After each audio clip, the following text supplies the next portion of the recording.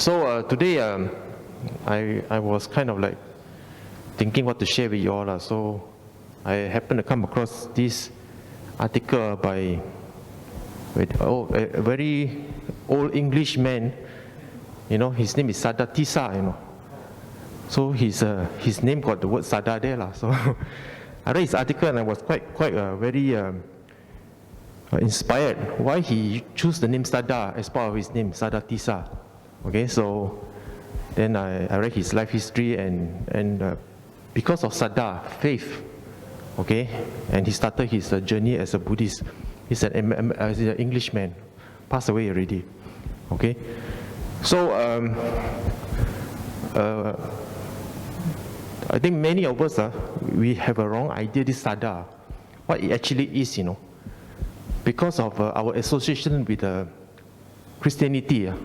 Okay, so we associate Sada with the idea of faith. But actually the word Sada has actually a bit different the meaning. Okay, so this morning I'm going to share with you why we must not associate so much the Sada with faith. I cannot talk with mask on now. I told my wife I cannot. I try my best. I better take it out. Okay. So before I start, I think it's important to have an idea, you know, how we associate with words. Because words form in our mind. We get an idea what the word is about, and then from the word it gives us a meaning. From the meaning we act on it. So how word affect our action is very important. So if we have always associated with negative words, we become negative, right? When we associate ourselves with positive words, we can become positive. So the words that we associate ourselves with is very important, understanding those words. So I will start out with some issue of meaning that associate Buddhist words in contemporary English. Because when the Buddha first taught, he didn't teach in English, you know, he taught in the Magadhi language, which is the kind of like where Pali came from, okay? Because he roamed around the area called Magadha long before, you know, India was formed, okay? And that area, they speak the language of Magadhi, okay? This... Okay, sorry, the layout a bit out already in this. So I want to talk about what's its impact. Okay, when we look at the word phone, long time ago, a phone only used to make call, you know, right? Not phone is just to make call only, nothing else. I pick up a phone, I dial a number, I can talk to one person the other side. That's what a phone does. Then comes Steve Jobs. He added one thing to the phone. He added an I in front of the phone. And today the iPhone, what does it do? It does so many things. It is your bank, it is your movie, it is your music player, it is your word processor, okay? And it is your email, your communication email, your game, all the things that the original phone cannot do, now the iPhone can do, or they call it a smartphone. So the word phone, when you talk to this generation, totally different already. Correct or not? You talk to his grandfather generation, my father, let's say the grandson, talking to my father's generation, still okay, because the grandparents can use smartphone. But you talk to the one generation before that, the great-grandparents, totally out, because they have no idea what this gadget is all about. Because their only idea of their phone is to dial. Okay? So words has its impact. A phone used to connote just to make call. Today, a phone do million things. And especially in spirituality or religion, okay?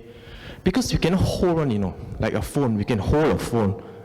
I cannot talk, okay? If I show you this, then let you see, let you touch, then you know. Oh, a phone looks like this. But if we talk about religion, let's say, Sada, example of faith, how to hold it physically? Cannot. You have to use words to describe, correct or not? Metta, for instance, love. Okay? How to hold it? We cannot hold, right? We have to use words to describe. We have to show out in our action. And more importantly, because we learn Dhamma, so for many of us, either in English or in Mandarin. Okay?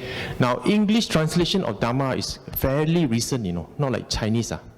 Chinese, we have talking about 2,000 years of history, because when Buddhism went to China from India, the Chinese were already translating it into the Chinese pilgrims, translating into Mandarin, okay? And the Eastern religion is more closely associated to the Indian one, because we don't have we call it Almighty One God, okay? Chinese way got God one. The God is money, correct or not? They don't have one mighty God, So, but when the Western people started to discover Buddhism when they were colonizing India, and they were one of the first to translate Buddhism from Indian languages, most likely Sanskrit and Pali, into English, okay? And by that time, when they started translating in the 1700, 1800, Christianity was already very developed. It was already an advanced religion. So what they do, they compare Buddhism or Hinduism to the religion they know, Christianity. And you must know, these people who translate Dhamma during the time, these English people, they're mostly Christians themselves. But they study Hinduism, they study Buddhism, they study Indian languages. Because they are colonizers, right? So they want to know their local people. So they started translating it into a language, English, which they are comfortable with. But while they are translating, because their background are Christians, right? They started to associate ideas and terms which they are familiar with. Okay? So one of the terms that we're going to talk today is that sada. Okay? In what call this, English, most of you will know that it is related to a term called faith. You read any beginner's book, Buddhism, sada is faith. Okay? Faith in Buddha teaching, faith in Dhamma, okay? Faith in the Buddha's practice, faith. But if you look at the word faith, it also gets associated with belief. You believe in it. Even though you don't practice, never mind, you believe. When you believe, you get salvation. That's the Christian way, or even the Muslim way. All you have to do is believe. You believe, you'll be safe. Okay? Now, it is, if you talk about faith like that, it's not really what the Buddha teach. Buddha say, don't take my word for it. If you read the Kalama Sutta, don't just listen what I say. What you must do, practice for yourself and see for yourself. Only if you find it is good and useful for you, then you adopt it. Correct or not? Now, if you use that explanation and put it side by side with the original faith of the Christians, it's a bit different, isn't it? Because that kind of faith, no need you do anything, All you do is name Jesus Christ as your Savior and you are safe. You cannot. I cannot say, Buddha, come, I pray to you, save me. No such thing. Okay? So the saddha is not faith. Well, I categorically say now, here, right now, saddha is not faith. Okay? So if it's not faith, then what it is? Saddha is not faith, but it's a confidence born out of conviction. Okay? Now this terminology is a bit complicated. I'll make it more simple for you. Okay? It is a confidence. You are confident, all right, in what the Buddha say, in what the Buddha taught, and you want to follow what he says. Because you have confidence in his teaching, I want to follow. When you say I want to follow means you what? You practice. You must follow through practice. That's what it means. Saddha means I am confident in your teaching, I will follow it and I will practice it. It must come with action. Okay? Faith do not require action. Faith requires to pray. Your heart stuck to there. The moment you do that, okay, you are saved already. That's why the Christian always say Buddhists need a lot of hard work to get saved. Christianity very simple. Just pray, say God's name, you are saved already. But you tell me, when your kid got exam, do you tell them, believe you will pass? Have you ever said that to your kid or not? Just believe your A will come. What do you say to your kid? And I tell it to the Christian also. Study hard. Listen to teacher. Do homework. Practice. Correct or not? Every Christian lady, mommy will say the same thing. How come it is so different when it comes to the God? So inconsistent. Why double standard? We're talking about your life, your whole life, all you do is just give faith and then you are safe. But the kid different. The kid must have confidence in the teacher, follow the teacher instruction, practice, then only can get A. Now, isn't that the Buddha formula or not? That's Buddha formula. Okay? So, when we're talking about Saddha, it means just this only. You must have confidence in the Buddha's teaching. Okay? And it is a born-out conviction. Born-out conviction means you want to follow the advice and I want to practice what the advice says. Alright? So that's meaning Saddha, no? That's it. Not faith. Okay? Confidence born out of conviction. That means I'm confident and I want to follow through with action. That's what it means by Saddha. In the simplest term lah. Okay? Because Saddha is actually one of the purifying mental factor in the mind. Because the moment you have faith, the moment you have confidence in the Buddha's teaching, the moment you have it, you already like change direction already. Actually going this way. Suddenly you listen to Dhamma and say, this is good. I think I want to follow. You start to change direction already. You don't go this way, you go this way already. Okay? That moment when you say you want to go this way, your mind has changed. Okay? For the better, in a sense. Because it's actually a mental factor, an idea that you want to change. Okay? And in the Buddha's teaching, because this mental factor is a purifying one, it has a very, very deep philosophy. It is not just for you to have confidence. It is life-changing. It is something that you can bring into yourself and then you start to motivate yourself. Okay? So this Saddha is deeper than just an idea of confidence. It has something very deep. It can move you one. Okay? Now what are you following? When you understand, when you have confidence in something, what do you want to follow? What do you want to follow? You must want to follow something, isn't it? I'm confident in what you say. But what is it that you are saying? That I'm confident to follow it. Alright? So the Buddha's basic teaching is the Four Noble Truths. Okay, as Buddhists, you are here to practice and then understand life. I'm not talking about understand death, because Buddhists also get another wrong idea. Oh, Buddha means suffer, then after that get released. Right? Understand life. Life is like that. Whether you like it or not, life is like that. So you understand, life is like that, therefore I want to learn Dhamma to understand this process so that I can lessen my suffering. Okay? So you want to understand and try to live the advice of the Buddha so that you can make use of his teachings to understand the facts of life and understand the Four Noble Truths. Okay? Now, an important element of Saddha is that you must have a reverence. That means you must have some sort of respect for somebody. Okay? It could be Buddha, it could be a monk. Or somebody you respect. You must have respect for that person. Because without that respect, Number one is that whatever the person say, you don't follow. If you have respect, you tend to follow. Correct or not? The late Chief Dhammananda, he had so much respect for so many people. Okay, so whatever he say, people follow.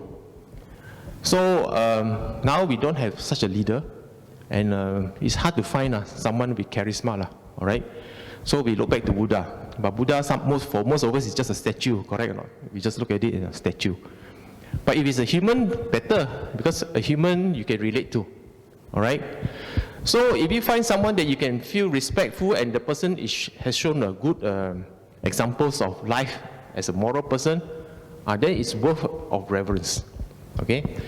If you cannot find a person like that, you revere a set of doctrine, like the Buddha Dhamma.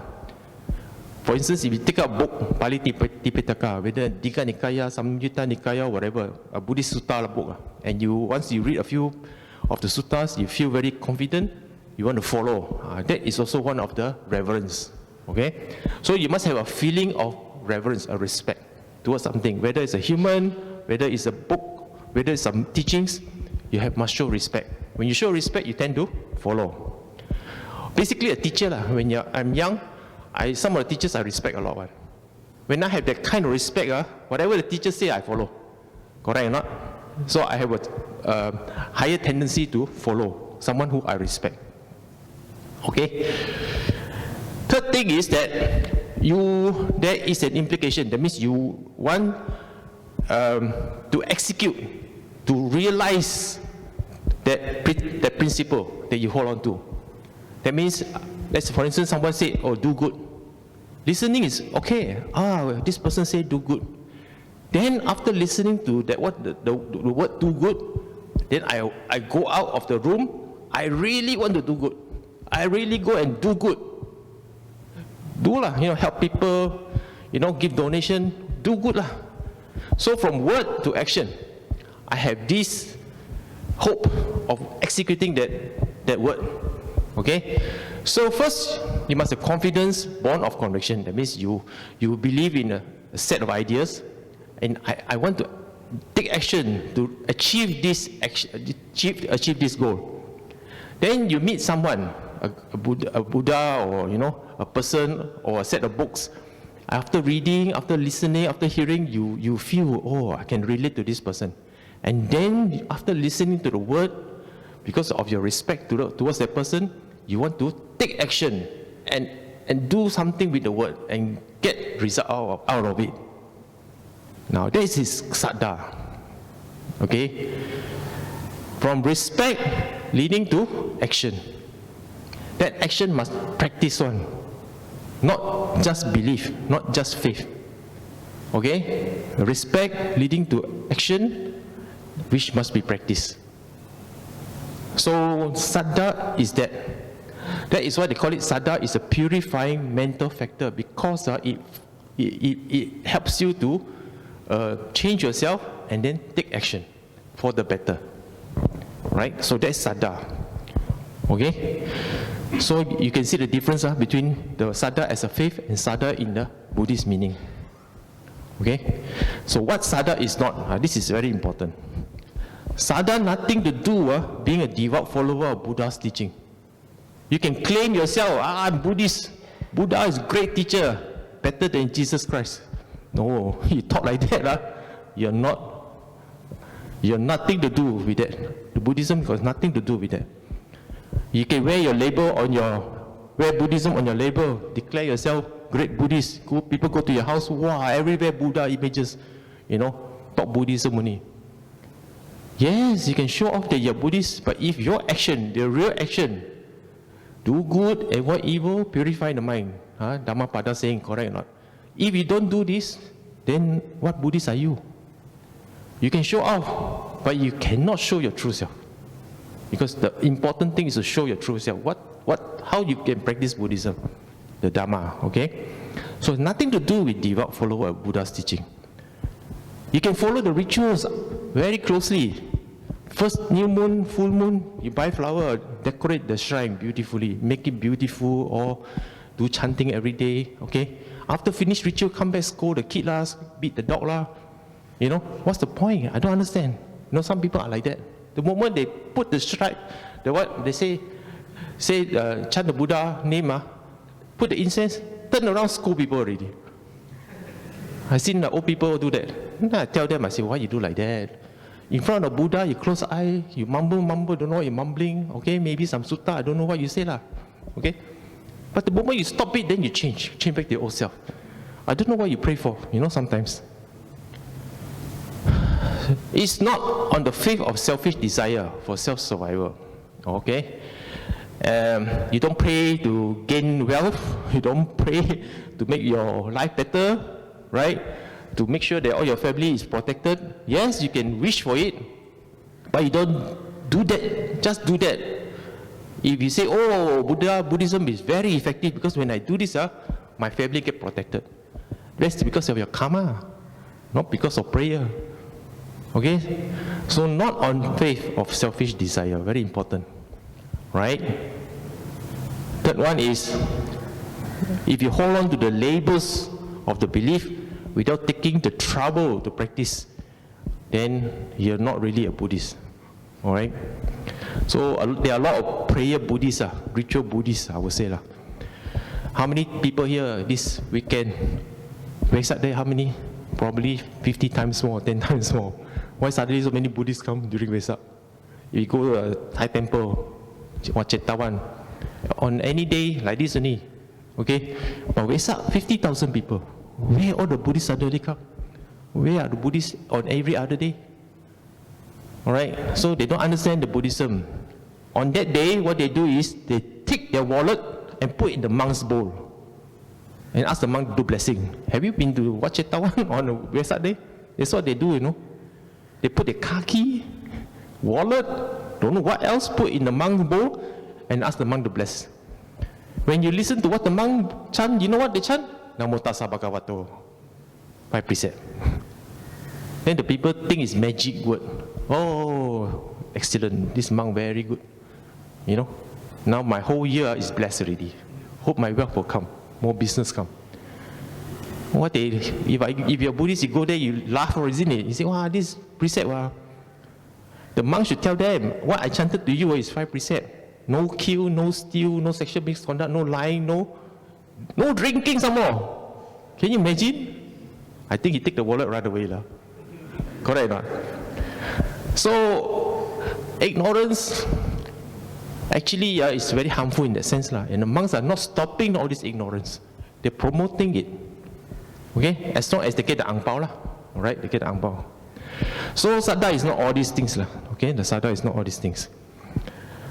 Saddha is not making obeisance to Buddha statue. Yeah? This is a Buddha Rupa.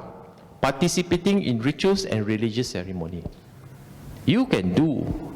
Okay? Towards the end, I will tell you can do. But you should not only do that.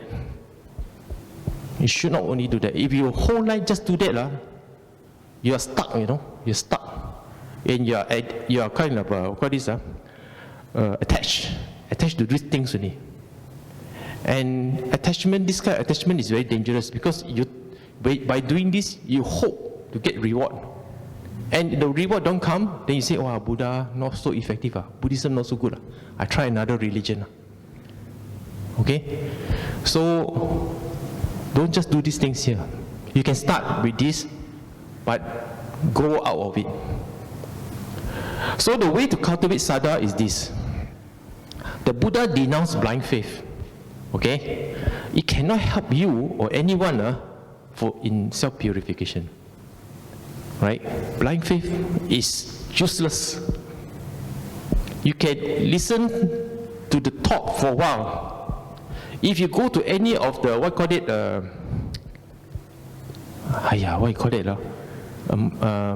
multi-level marketing, have you gone or not? MV, all this kind of thing. The first course fantastic, isn't it? You like, wow, I want to be like that, the guy. Correct or not? I want to him. I see him drive big car, got big house, he can show off all his wealth, correct? Then after you go back home, you start to think about what he say, doesn't make sense. If it's so easy, why everybody can't do it? Only through him only can do it. Correct or not? And then you look at the plan again and you say, wow, I must buy so many things. bring in so many people, then only I can get his goal. Then you start calculating. Then you say, "Ayah, all of us in the room make him rich." Then I have to start from bottom, and build the pyramid again. Correct or not? If you do not come back and do analysis and think through what he say, you join already. Correct? And you start to build your pyramid. And that's how it is, multi-level marketing. The guy is able to drum into you in the first talk, and then he asks you come back second talk, must pay some more, okay? Second talk, third talk, fourth talk, fifth talk, must bring more friend come. All must pay to attend talk. And then after that, if everybody are same-minded like you, just join and buy and bring more people come. And in the end, what? Who's getting rich? The guy is getting rich, right? And what are you? You have to work hard to start again. Correct or not? So blind faith is just like that. If you just listen and have strong attachment to that person without investigating, you just tend to follow. Just follow only. Okay? So the Buddha denounced. He denounced blind faith. That is why we never say, come and believe. Where got Buddhists say come and believe? He just come and see only. After you see, you don't like, go, never mind. After you see, you like, then you take it up and practice. That's what the Buddhist attitude is. Okay? One should believe in his teaching, this is the Buddha's teaching, only having understood it. Okay? He often praised the one who is endowed with confidence based on knowledge. If you read the suttas again and again, many stories are like that. A monk or a lay person come to see the Buddha, say, "Oh, Master Gautama, okay, I have confidence in your teaching. Please take me in as your disciple." Buddha say what? If he knows that this guy is from another sect, let's say the Jainism, okay, or another Brahmin, he will tell that person, follow your teacher, practice what your teacher say. If you cannot find the meaning of his teaching, then only you come to me. Even then, after I teach you, if you can find the meaning, only then you take it up. If you cannot find, don't find another teacher. Okay? Many cases like that. Upali lah, okay? So many lah, and that's the basic of his philosophy. You should believe in the teaching after having understood it. Okay? Right? So after you having understood it, then you have confidence in it. Then you practice. Then you share that knowledge. Okay? That is why in schools where these young Christians, they convert non-Christians to become Christian, correct or not? So immediately 1 month, after being converted, these young new Christians who 1 month ago was not a Christian, start to get people to come into the study class already. Within 1 month, they can do that already. Okay? What can you learn in 1 month? All they teach is believe in the Jesus Christ, God will save you. Say his name day and night. Before you sleep, pray, visualize him. How you feel great. And therefore, with that energy, you go and get convert. I noticed that when I was in school, mission school, when I was young, my friends are hardly converted 1 month only, start to recruit me, I say, what you know about your Christianity? 1 month ago, you go and pray to a hungry ghost. Now you go and talk about Jesus Christ. Huh? Oh, that one, hungry ghost, all karut one, all mother's imagination. I found the true answer. No such thing. Jesus Christ is only Savior. Come, you also be saved from hungry ghosts. Say like that to me. Then I told him, I said, what you know, 1 month. Okay? I ask you to exercise 1 month. What kind of body you get? Little bit of exercise, you call yourself fit. Right? You cannot. It takes months and years to learn, to be good at it. So you get a lot of this kind of like, I call it the energetic young converts lah, okay, who doesn't really know anything. Based on the original energy, they go and get people to come. The Buddha don't want all this. The moment you become Buddhist, let's say take 3 refuge already, you start calling people the whole world, oh, come take refuge. This temple very good one. If you do that, then you are in the Malay what they call it, hangat tahi ayam. You're hot only in a moment. After that, when the heat gone, finish, you also go away. Okay? So do not act upon an initial, you feel great. At that point, you're going to take action. No. When you are in that mode, you should practice more. Practice until you get bored. And then ask yourself, do you still want to do it or not? When you're bored with it. If you still want, that means, okay, that's you already. Same, isn't it? Like falling in love. Boy chase the girl, girl chase the boy. Initially, very hot one, correct or not? And then you love the girl, love the guy so much, like don't have also want to die. Correct?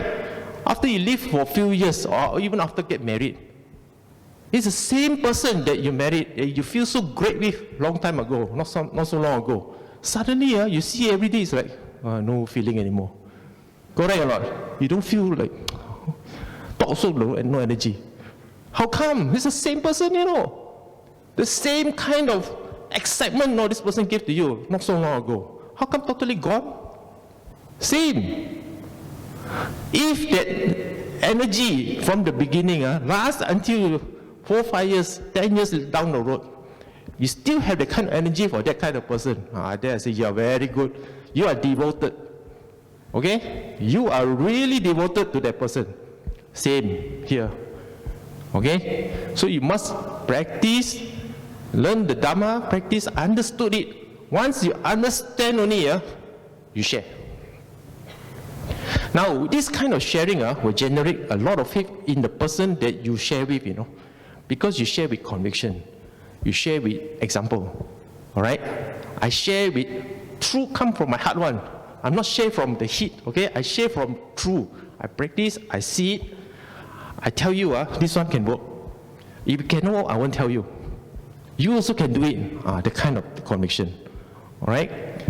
So you must have knowledge. Sharing also must have knowledge. Okay?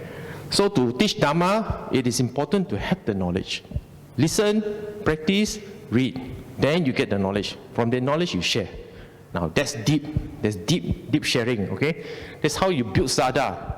Not only in yourself, but in another person. Okay? Example. Everyone here, I hope you drive a car. Some of you may not drive a car, never mind. Those of you who got a car, after a while, your car get old, sure you want to bring to repair, isn't it? And you may have a favorite mechanic. Correct? You go to this mechanic, and then the guy will tell you, in detail, what's wrong with your car, why he wants to do this, how much he will charge, right or not? And then he will teach you after repairing what you should do to avoid this problem in future. Then when you listen to him, wow, he know his stuff. Correct? You know his stuff. Rather than go to a mechanic, after pay money, okay, done already, bye. Ask what happened? Oh, nothing, okay. Which mechanic you go back? The one that is giving you knowledge, the one who is knowledgeable, correct or not? Same with the doctor. You bring your parents to see a doctor going to give you deep explanation. Oh, you have this cardio issue, how it happened, why it happened, then he asks question, what is his lifestyle every day? Then you tell, my father, he eat like this, he never exercise, blah, blah, blah. Then the doctor said, okay, from now on, I change his lifestyle a bit. Do this. Then you follow. When you follow, suddenly you see, he improved. Right? That kind of expert advice, you listen, is called knowledge. When you listen to the knowledge, you know it will work because you practice, you follow the advice, it works. Then you see the result. Then you tell people, this doctor very good. Not only you say the doctor very good, you repeat what he say. You repeat to your other friend. They go and practice before the things become worse with their parents.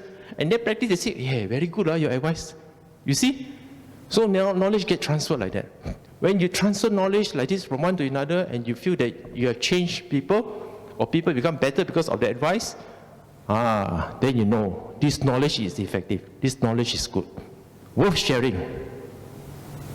Now, this is called sada. You believe the knowledge is good, then you share. Okay? Because the sharing, it benefit people. Right? So, sada must have knowledge. Not just belief, must have knowledge. Where to get knowledge? By talking with people, by reading. Talking with the right people, very important. Especially monks, talk with the right people. Okay?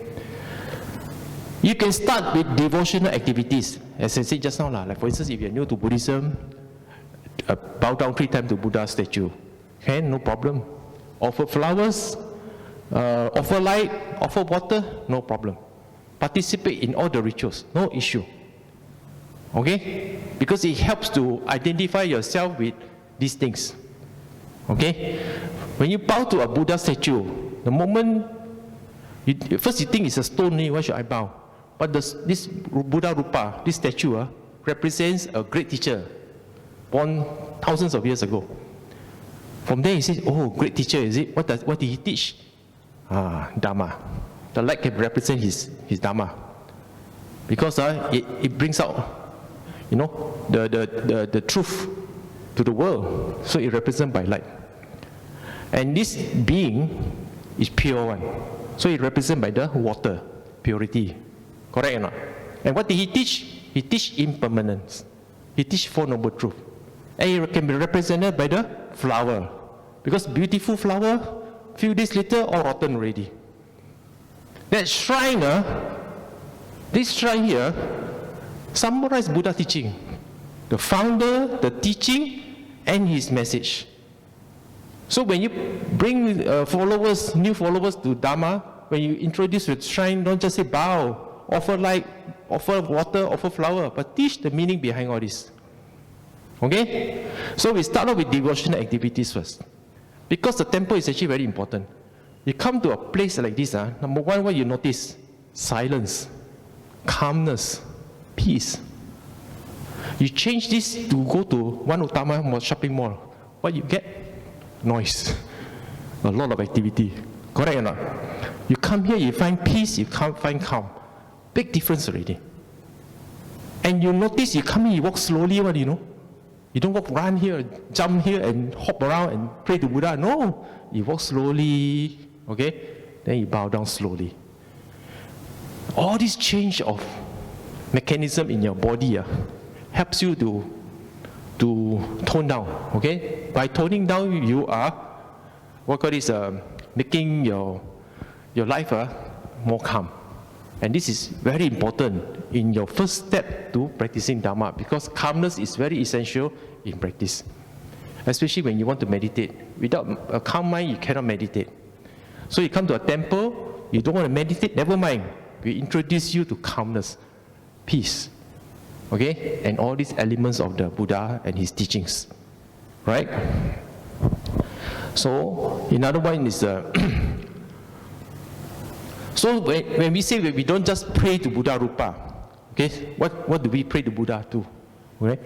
We have real reverence, genuine reverence for the Buddha. Is only measured by the extent one which you follow his teachings. If you follow his teachings closely, you truly respect Buddha. Okay? Not just bow down to a statue. You follow his teachings. You know who he is and you know his teaching, and then you follow. That is called a genuine follower of Buddha. Okay? Compared to, say, Christianity, theistic religion, or like, Islam or whatever, we are not subservient to one God. We are not slave to that one God. All right? We are not slave to it. Remember, Buddha passed away already. Okay? The Christian always attack this point one. Hey, your Buddha died already, become dust, throw all over India. Jesus Christ never dies, still go back to heaven, When you call his name, he come down and save you. Correct or not? Then you ask lah, Jesus Christ was real or not? They say real. Human, he was human. All human when die, may go up and come down one. When die already all become ash ma. Correct or not? This one can go, so special. Right? They say that's why Jesus Christ is very special, your Buddha don't have. The Buddha say, I may be gone in the Parinibbana Sutta. I'm gone, but what I left behind is Dhamma, teachings. When you see Dhamma, you see who? You see me. Correct or not? Same with the Jesus Christ. You see his teaching, you see Jesus Christ in it, that's all. Who said that Buddha was not around? He's not around. He is around. You just don't see him physically. You see him through his teachings. His teaching is still with us. This is still Buddha era, no? Gautama, Siddhartha Gautama era. We still can follow his teaching. Alright? But we are not enslaved by this one God. Okay? We just don't surrender ourselves to this one God. Buddha say, you yourself is your own master, but you must practice to control your own life. Be master of your own life. Okay? Who is stopping you? What is stopping you? Greed, hatred, ignorance, 3 evil roots. If you defeat these 3 things, you overcome suffering already. But you must practice, cultivate until you defeat these 3 things. Okay? So this power that you have, self-mastery, right, is the advantage of confidence born of understanding and not blind faith. Now this is an important thing, okay? Saddha. Because it's an empowering agent. It's something that you can take, do something with it, master yourself. And it is through learning and understanding and then practice and seeing the result for yourself. Mastery, self-mastery is what distinguishes us as Buddhists with other religions. Because they need to be surrendered to something higher up, no, to be safe, you know. Here, no, the Buddha said you yourself can be saved by yourself. Where's the Dhammapada saying? Self-reliant. By ourselves is evil done. By ourselves is we become pure, right? We must do things ourselves. We avoid the negative things. We can do good, and then we can purify ourselves. Through this process, we become masters of ourselves, right? So this power, all right, starts with Saddha. We must believe we can be masters of ourselves and take action. And through this action, we see result for ourselves. One thing we don't really emphasize in our Buddhist talks and by Dhamma speakers is that, do you know that the Buddha is fearless? He got no fear one, you know. How many of us can say we got no fear? All of us got fear. Suddenly, electricity no more. Boom, no more electricity. Everybody's scared already. Hey, what happened? What happened? Right or not? We are afraid of the dark. We are afraid of economic crisis. We are afraid of an uncertain future. We have fear. This Buddha no fear one. Really got no fear. Why? Because he got nothing to lose. Nothing at all to lose. He already got enlightened. Die also never mind, because he already overcome the suffering, stages of suffering. He already saw the 3 evil roots. He already uprooted them. There's nothing more to do already. He has become enlightened already. Nothing to lose. When you have nothing to lose, you got no fear one. Correct or not? When you have everything to lose, that's when your fear comes. The more wealth you build, the more you stand to lose. And anything that threatens that wealth, you get fear. Okay? So, you must have this understanding. Self-mastery means to come to a point where you reduce your fear. Alright? So, it is essential to kind of like try to understand what you have. Okay? The more you have, the more you stand to lose. Alright? So if you already have come to a point that I don't have much to lose anyway, I can go with happiness. That is the point that I can say that you attain some level of Dhamma realization. I just recently talked to my auntie. She said to me in the car, want to die so cannot die happily. I said, why you say like that? I don't know lah, want to give this daughter this lah, want to give that daughter that lah. Hello, I said, they grow up already, 30 years old already, what are you thinking about like that? So many things to think about lah, don't know got enough to buy house or not for them or not lah. If they get married, enough money to have children or not lah. That is not your duty lah. I said, you already passed already. That word stuck with me, want to die, I also don't know, can die happily or not. Wow, very sad if I like that. If you come to a point where you have everything and you can still say like that, I think you have a sad life. Correct or not? So Saddha, you must come to a point where you will practice the Dhamma until you become fearless. And fearless is, you feel that you got nothing to lose already. You want to go anytime can. Okay? That kind of happiness, very hard to get one, I'm getting higher level of where Saddha can lead you, okay? Okay? Also, there's a few more slides. An example of how the way to cultivate the Saddha. I already showed you just now, devotional activities. Okay? For a new beginner, always bring them to the shrine, bring them to temple. As I said, when you walk in temple, straight away you feel the calm, feel away the peacefulness. Before coming in, chatter, talk a lot. Talk, make things excited. But the moment you come in the door, stop talking. Tell your friend, can feel not peace. Shh. Okay? Slowly bring them to the shrine. If they don't know how to bow, you show them how to bow. And then get them to make offering, incense, flowers, light, water, okay? And then show the Buddha. Right? And then explain. You say, this offering that I make to the statue is not to the Buddha image. Okay? It is an expression of gratitude. Alright? And for the teachings that he laid down for us for so many years. I come here because of his teaching. You can openly say, Buddha passed away already. But the Buddha left something very great for us, his teachings. Okay? And through his teaching, we see him. You use all these phrases from Dhammapada, no? Okay? Those who see Dhamma sees me. All this kind of phrase, you use it in your own word and share with your friend. Right? Don't keep on projecting, beautiful Buddha image, pray, bow down, bye, bow down and talk this kind of language, and everything will be good. Don't talk like that. You have a chance to change things. Make the guy change his mind, okay? And then talk about flowers. Because flowers of all the things there, flowers is the one that can show impermanence. So when you give the flower on the day, but unfortunately temples nowadays, the moment you put the flower, next few minutes they throw away already. So you cannot see the flower go fading, So you want to show flowers, you can show it in your house. Bring to your house and then you offer flowers, Buddha. 3-4 days later or 1 week later, you come back to the same house again and you show the same flower. Hey, what happened to the flower? So like that already, correct or not?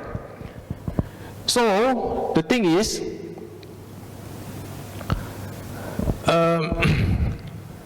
you show the activities of devotion and the result that comes with it, okay?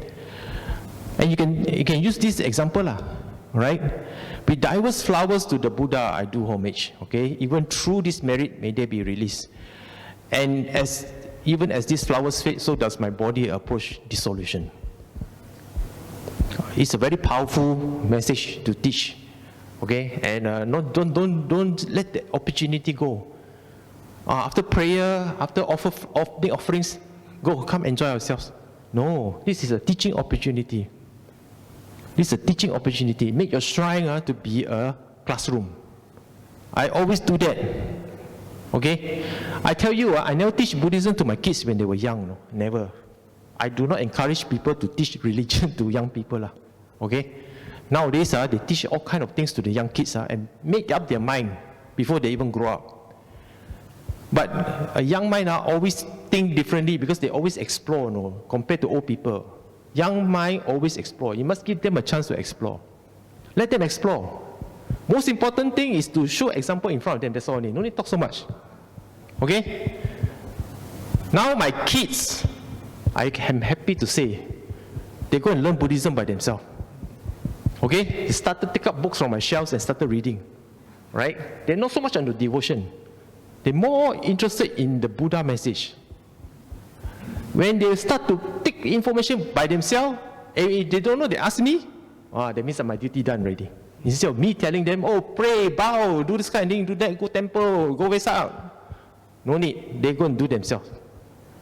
Because a person who seek information or seek things to do themselves, they are the best learners. Correct? Alright? So, when they start to learn by themselves, then you start to insert deeper and deeper messages. Because the sponge ready to absorb water already. You must wait for the right time. The sponge is ready, then let the water in. Okay? If they're not ready, forget about even having the sponge, wasting water already. So you must plant the seed, prepare the conditions, and let it grow by themselves. If it doesn't grow, that is his karma. There's no choice. You cannot force on. Alright? So this is an example of cultivating saddha. Not to say, the Buddha's, the Buddha's shrine is like that. When I see, I got faith. No, I don't think it's the right way to do. You must do your work and bring the person in front of the shrine and explain what all this element means. And sometimes I'm sorry to say, some temples are not doing this enough to explain. Newcomers come, they follow the ritual. Then after that, nobody explains. They go back. So I sometimes tell the organizer, I think, look at the crowd. If let's say a few new faces start to explain again and again and again. Don't just 99% is old people. 1% never mind. Just follow ritual. Okay? If that one person come, make sure that he know what's all the meaning of all this. So you can get some of the committee members to teach that person. Okay? Don't just leave it like that, it's not good. So have confidence in, these are the things that you must have confidence in. Alright? Early Buddhist scriptures, the Tipitaka. If you have a copy of it in good translation, I suggest to read the Bhikkhu Bodhi one, the latest translation, the American monk. That's one of the best Tipitaka in English language. Easy to learn, easy to read English. Don't read the original Pali Text Society one, Rhys Davies one. Because those are the original English language, Victorian English, And these are some early translators are Christians. So they are linguists, They translate the Tipitaka as an English person, but with Christian background. So they associate words they know in Christianity and try to impose into Buddhism. Okay? So the early translation got a lot of these issues. Okay? You must understand, Christians don't meditate on. So when they go into Pali Tipitaka, they start to learn all these things like jhana. How to explain jhana? Okay, how to explain kasina meditation, object, concentration of an object.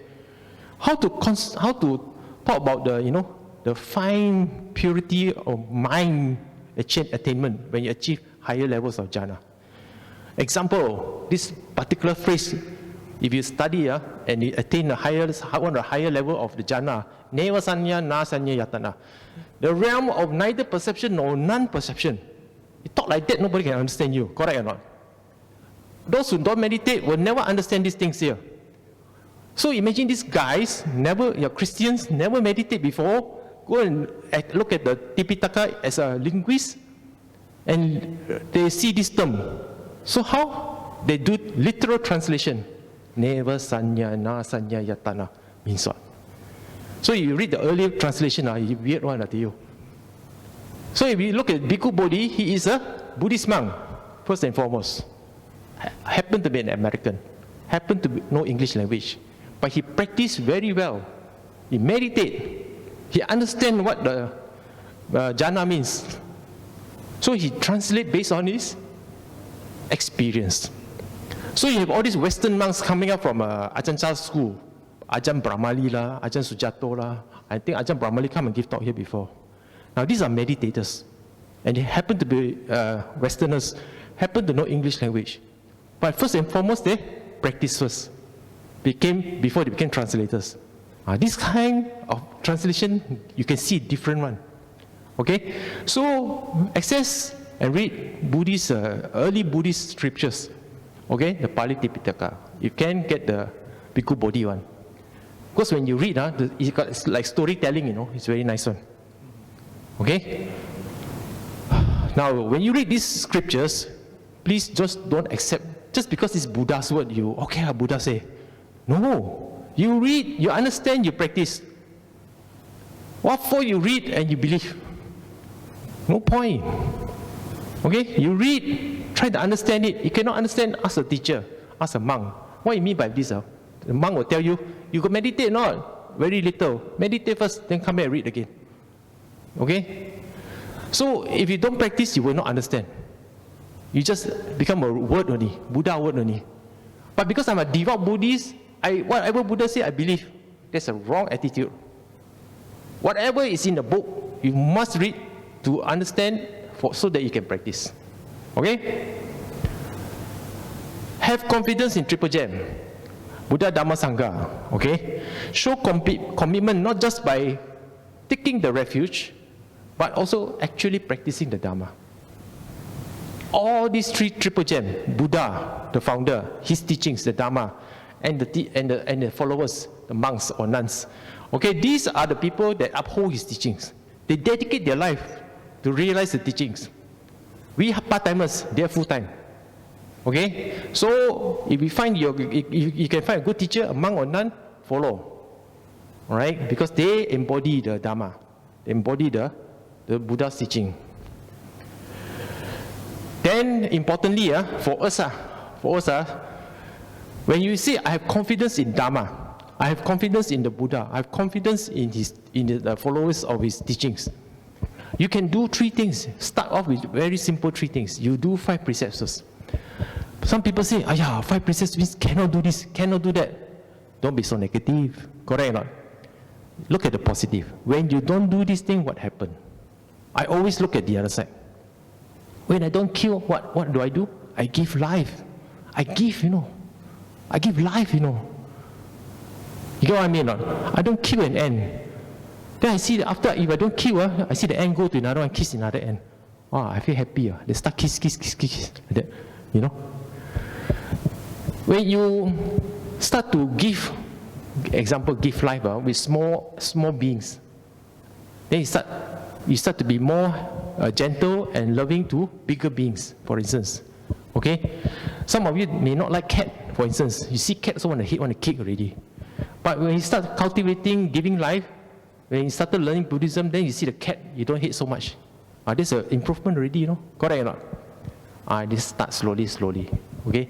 You notice the moment you become more positive, more or less harmful, they come less disturb you, If you become more hateful, they come and more disturb you. It's called like pulling like, correct or not? The like attract like this. So cultivate the 5 precepts. From the 5 precepts, you do less harm. I tell you, the less harm you do, the more happy you are. Because you know why? When the less harm you do, less things will come and disturb you. Brother Steve here, correct or not? If I don't disturb him, he won't disturb me one. But if my hand itchy, always send him bad messages. Hey, brotherly, you like this, why you like that? I saw you that day. Sure, he retaliate, but correct or not? Then you start thinking, don't know what he will do next behind your back. Even he don't do anything, also you start thinking what he will do next. Every day you worry what he do next, because you disturb him first. Correct? The less you do, the less retaliation you will get. The more happy you are. Guaranteed. This is a guaranteed message. Okay? So you want to avoid trouble? Stop looking for trouble. You practice precept, guarantee the trouble will become less. When you have a good moral foundation, it causes less trouble to yourself and to society. The next thing you do is to generate goodwill. How do you do this? By always giving. Do dana, do generosity. Give. doesn't only give meaning, give money, give time, give your attention. This is also dana. Some people say, oh, do dana, go temple, give monk eat during lunch. No. I said, if your friend is in trouble, they need someone to listen to, give time to that friend. That is also dana. Sometimes we say, I wasted 2 hours of talking nonsense this person. No, don't think like that. That you let that person let go 2 hours of his inside here, To you it's nothing, but to them it's important. You must always think of the other person. Okay? Even with people with dementia, I'll be telling you, some people say, why are you talking to this mad guy? Dementia already.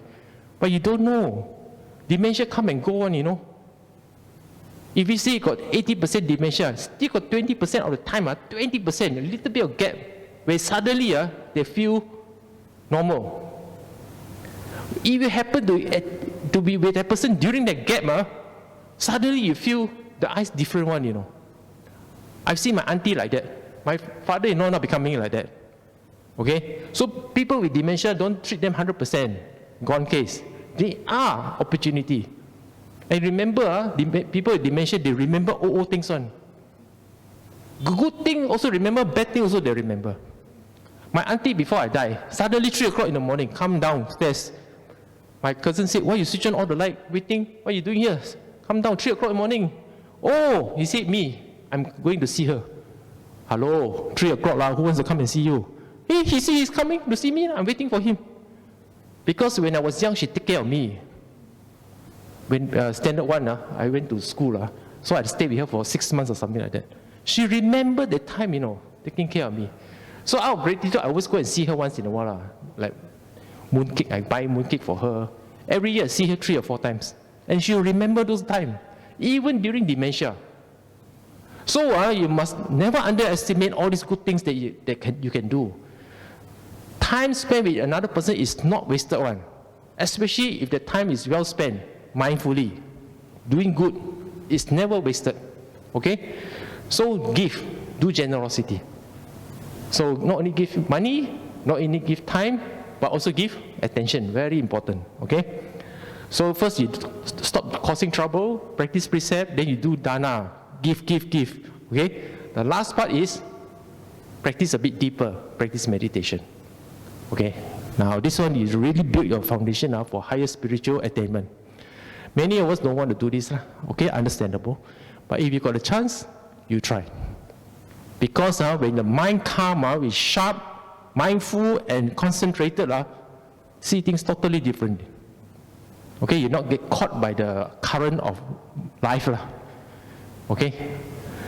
You can go above it, stand above it. That's where you see all the issues of yourself and of society. You can see one very clear. And then okay, I tried my best to help, but nobody will listen to me because they cannot see. That's what the Buddha experienced. In the beginning, when he got enlightened, he says, I understand. Now I realize I understand what my teaching is, what the teaching is all about. But who can I teach? Who can understand me? He said like that. Maybe I don't teach. That's why the Brahma Sahampati came down from the heaven and said, you must teach. There are those with little dust in their eyes, they will see. And after that, he started teaching. Okay? So you come to a point, same also. If you start to say that, I see what many people cannot see. I think waste of time. Nobody will listen to me. I talk also no use. Okay? But if you have that kind of attitude, then the Dharma will never improve. The Buddha age will die. Because you never want to share. You never want to talk. Never want to help. Okay? So we do these things first. When you have confidence in all these 3 things, then your sada is very strong. Okay? Your sada is very strong. Alright? So this is in the Samyutta Nikaya. Wrong spelling there. Samyutta, there's the I missing as Samyutta. Confidence is one's good companion. It's also your companion for life. Alright? It's something that you require for you to take action. Without the confidence, you will not start to take action. Now, taking action, it is wisdom that will instruct you. Okay, do this, do this, do this. You start off with confidence. Okay, I want to do this, but you never do yet. I want only. Okay? Then after that, you have a wisdom that arises. You say, okay, I will do it now. Then you make the effort and do, and see the result for yourself. It goes back to the teacher and you and your kid lah, getting the A lah. You practice the example, what you say to your kid. Exactly the same here. Okay, pray cannot get A1. What you must do? Study, practice, talk to teacher, talk to friend, revise. Okay, until you get the A. So, in the beginning, I know I can do. But saying that itself is not good enough. You must follow through with what you know that you can do. Then you practice, practice, practice. And the result will come. And no need to look up for result because it's natural one. It will come. If you don't do, no result lah. But if you do, it will come. Only matter of time. Sometimes come fast, sometimes come slow. Be patient. Okay? So that's all for today. Okay? Any question? Yep. Thank you, Brother Kooi Fong. Brothers, sisters, any questions or comment from anyone? No? I think you very well explained this morning. But just one quick comment, not really a question. If you look at all religions, maybe just take a simple overview. Just a comment, not sure whether it's right or wrong. Buddhist versus all other religions.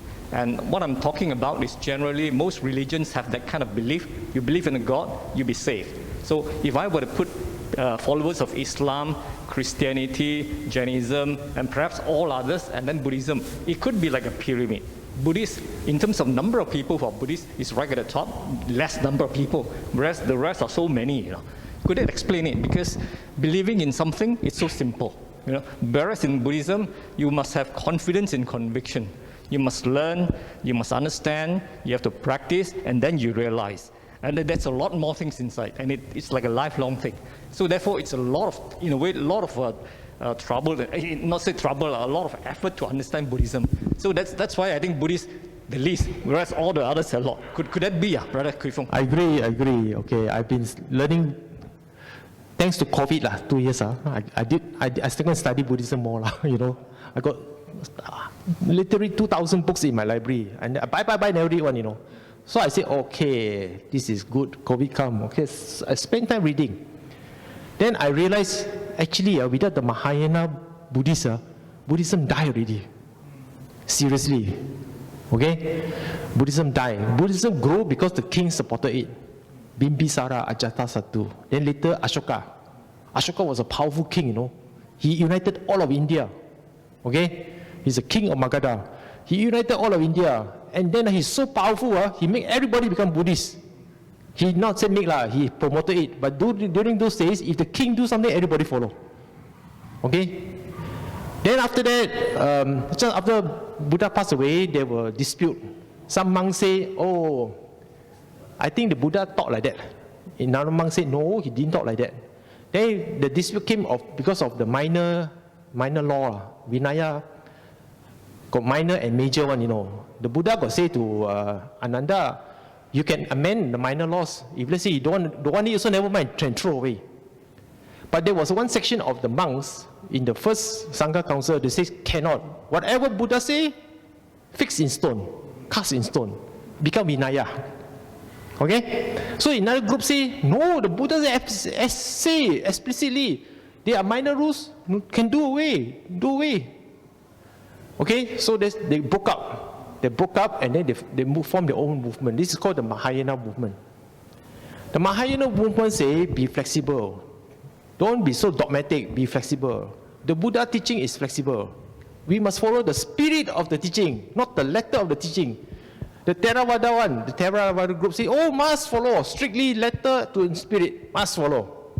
And therefore you have this split group. Now because of this split group, the Mahayana one, because they say spirit of Buddha, the spirit of the teaching, they evolved the idea to become even better. They say this is called Buddhakaya. Okay? There's another one called Nimanakaya. Nimanakaya means the Buddha that is everlasting. In Chinese Buddhism, it's called Amitofo Amitabha, in the Pure Land. This Buddha never die one. Okay? There's two kinds of Buddha, the Mahayana belief. It's the physical Buddha, the historical Buddha, and the everlasting Buddha. So the everlasting Buddha never die. It's always there. We get reborn in this Pure Land. All right?